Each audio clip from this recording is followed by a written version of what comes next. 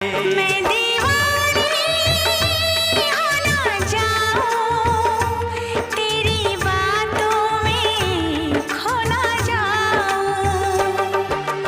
उड़ता बादल बहता पानी, बोले रुत मस्तानी। उड़ता बादल बहता पानी, बोले रुत मस्तानी। क्या? सबसे प्यारा मेरा यारा राजा हिंदुस्तानी। कितना प्यारा तुझे रब ने बना